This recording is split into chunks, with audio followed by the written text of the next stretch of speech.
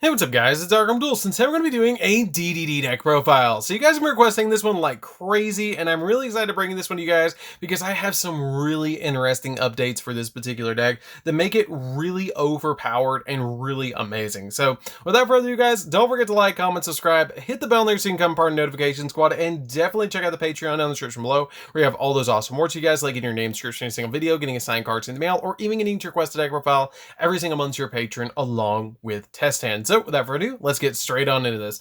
And I will mention you guys, this is like one of the only decks in the entire existence of Yu-Gi-Oh that plays every single extract mechanic from Fusion, Synchro, XZ, Pendulum, and even Link monsters now, which is what's really cool. The only thing this deck does not have is a Ritual monster, which I hope eventually it'll get.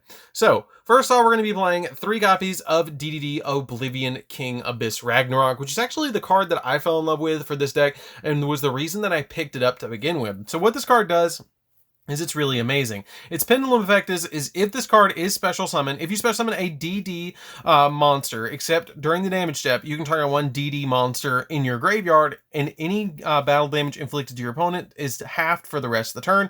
Also, special summon that monster, and if you do, you take 1,000 points of damage. You can only use this card's effect once per turn. It also has the ability that if this card is normal or special summon, you can target one DDD monster in your graveyard and special summon it. You can only use the effect of this card once per turn, and then once per turn you contribute one other DD monster, then target one monster your opponent controls and banish it, which is really good for this particular deck.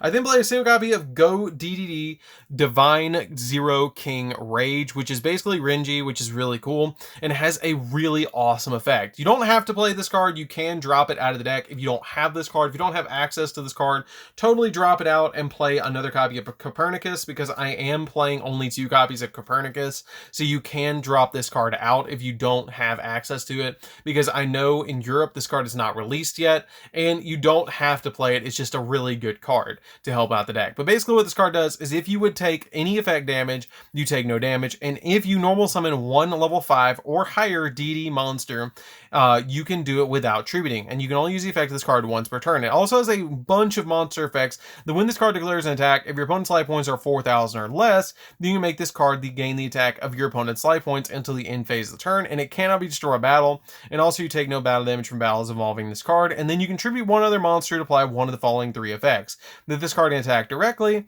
your opponent cannot activate cards or effects in the spell and trap card zone, or your opponent cannot activate cards or effects in their hand or grave, which is a really good effect just to be able to OTK your opponent with this card. It's a good OTK piece for the deck, and it is a really good card, and when you get access to it, you definitely should pick it up. We then play a single copy of DDD Chaos King Apocalypse. I just play 1 Apocalypse in my build. You get to banish any 2 DD monsters from your graveyard to special summon this card from your Pendulum Zone, which is the big effect of this card that you're trying to do to be able to just get an additional monster on your side of the field. It's an overall really good extender, and it helps you go for level 8 synchro plays because you can do a 1 plus this is a 7. It goes to the extract, and then you can Pendulum summon it back out. It also has a monster effect that during the opponent's turn, if this card is in your hand or grave, you can target 2 face-up spell or traps you control. You can special summon monsters from the except for Fiend for the rest of the turn, destroy those cards, and if you do, special summon this card and it's quick effect. So it's a really good extender piece, but that's all it really is for the deck. You play 2 copies of Savant Thomas. Savant Thomas helps you go in for your level 8 plays, which is a really good card to help you go for level 8s, because during your main phase, you can target 1 face-up DD Pendulum monster from your extra deck to your hand, which is really cool. And then also it lets you target 1 DD card in your Pendulum Zone and destroy that target, or destroy that card if you do special summon 1 level 8 DDD monster from your deck in defense position, but for the rest of the turn, if its effects, if any, are negated, and any battle damage your opponent takes is halved as well, which basically is a really good effect just to be able to get you this really powerful like board that can basically shut your opponent down, which is what this deck does very well. So we then play 2 copies of Copernicus. You only play 2 copies of Copernicus in my build. You can drop the copy of Go DDD Zero King Rage, which you can drop that for another copy of Copernicus, which is this card. And what it does is this big effect is if it's normal normal or special summon, you get to send a DD monster or a Dark Contract from your deck to the graveyard. So this card is really, really good just to be able to be a Foolish Burial. We play a single copy of Ghost because Ghost is a good level 2 tuner monster, and if this card is sent to the graveyard, you can target one DD monster or Dark Contract in your graveyard and send one card from your deck to the graveyard with the same name as that card. And if this card is banished, you can target one of your banished DD monsters, except another copy of this card, and you get to return it to the graveyard. It's a really good card overall. We then play 3 copies of Swirl Slime. Swirl Slime is really neat because if this card's in your hand, you can fusion summon a DDD fusion monster from your extra deck using monsters from your hand or as fusion materials, including this card. So basically it's like a polymerization in your hand, and you manage this card from the grave to special summon a DD monster from your hand as well, which is pretty good just to get any of these monsters out to your side of the field. 3 copies of DD Necro Slime. Necro Slime is really good because it lets you fusion summon from graveyard, because if it's in your grave, you get to fusion summon a DDD fusion monster from your extra deck by banishing fusion materials listed on that card, including this card from the graveyard, which is really good. 3 copies of DD Lamia. Lamia is really good too because if this card's in your hand or grave, you can send a DD or Dark Contract from your hand or face in your field to the grave to immediately special summon this card, but banish when it leaves the field. And then 3 copies of Kepler. Kepler is really good too because when this card is normal or special summon, you get to add one Dark Contract, which is going to usually be your copy of your Dark Contract with the gate, which then gets you an additional search, which is what's really, really, really good about this particular deck, just to get you those additional plays in this particular build. So for the other 2 monsters we're playing, I'm playing a single copy of Ancient Cloak and a single copy of Silent Boots because you can go for Rusty Bardige in this particular deck, and it's really good to get those 2 copies of Fogblade just to stop your opponent's monster effects, or go for a single copy of your Shade Brigandine just to get you an additional monster on your side of the field is really, really good. And it's an overall, these 2 are just fantastic just to get them out of the deck fast with your copy of Rusty Bardige, so you can get more plays off. And plus Rusty Bardige's Link Heroes help out with all the Pendulum monsters in the deck as well. So that's it for the monsters, guys. Let's get into the spells. So for the spells, we're going to be playing a single copy of Monster Reborn because it's a great extender in this deck. And basically what Monster Reborn does for the deck is it just gets any of your monsters back from the graveyard as quickly as possible, and it overall helps the deck a lot. We then play a single copy of Foolish Burial because just like with Necro Slime or Ghost, those cards are really good to get into the graveyard to use their effects, or even send a copy of your Silent Boots or Ancient Cloak to the graveyard to get their effects off as well to get you additional searches. 1 copy of 1 for 1 because it can special summon out any of your level 1s from the deck by sending a card from your hand to the graveyard, which you have multiple Necro Slimes in your hand. You can send them to the graveyard, special summon out a copy of Lamia to go into all sorts of different plays in the deck. 1 copy of Dark Contract with the Swamp King. Swamp King is really good because during your main phase, you can fusion summon 1 Fiend-type fusion monster from your extra deck using monsters from your hand or field as fusion material, but you can only use the effect of this card once per turn. And if a DD fusion monster is summoned this way, also banish monsters from your graveyard as fusion materials, and then once per turn during your standby phase, you take 1,000 points of damage. We then play 3 copies of Dark Contract with the Gates because when this card is during your main phase, you get to add 1 DD monster from your deck to your hand, which is really good, and then once per turn during the standby phase, you take 1,000 points of damage, which is fine. You're going to take a little bit of damage in this deck, but you're going to make a really insane board, so that's cool. We play 3 copies of Allure of Darkness because the Allure of Darkness just dig into the deck really, really deep to get you all sorts of crazy plays. And then we play 3 copies of Where Arfdal. Where Arfdal has the ability to, if you control a face-up level 1 monster, you get to add a level 1 monster from your deck to your hand, which is really, really good, but you take 2,000 points of damage during the end phase. If you did not normal summon that monster, which is fine, because you're just going to usually normal summon the monster anyways to your side of the field and just get it out of the way. So that's it for the spells, guys. Let's get into the traps.